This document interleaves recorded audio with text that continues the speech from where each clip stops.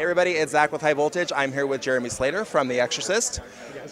So what are you looking forward to most for the new show?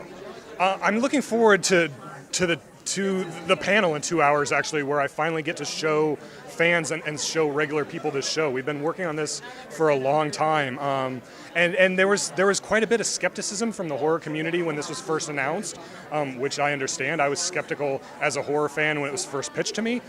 So I'm excited for people to finally get their eyes on the pilot and see what we're doing with this show and see that we're not retelling the same story as the original film. We're not remaking Blatty's original classic. We're telling a brand new story with brand new characters that hopefully, if you're a fan of the franchise, hopefully you'll find a lot to love here. So I can't wait for people to check it out.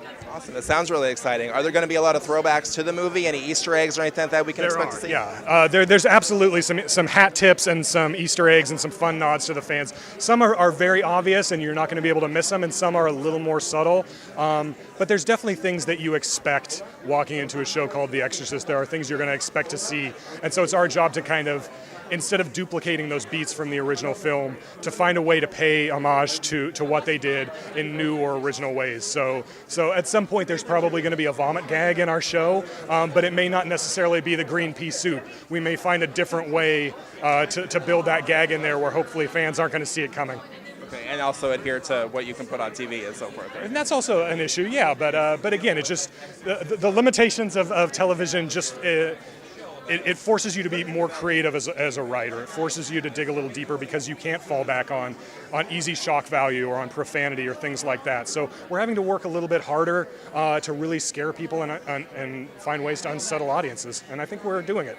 I hope so. There's going to be a little bit more of a horror aspect to it, like to actually scare people, like real frights in there? Oh God, if this doesn't scare people, we have failed in our jobs very, very badly. I set out saying I want to create what's ultimately the scariest show on television, so I don't know how close we'll get to that goal, but that's my aim. I'm a horror fan, I'm a fan of genre TV. I grew up, my favorite shows of all time are Lost and Battlestar Galactica and all the classic genre shows, so the idea was to, if I'm going to get my one chance to make a TV show here, I want it to be something that has fans just as passionate and just as engaged. That's all I want, man. That's all. Cool.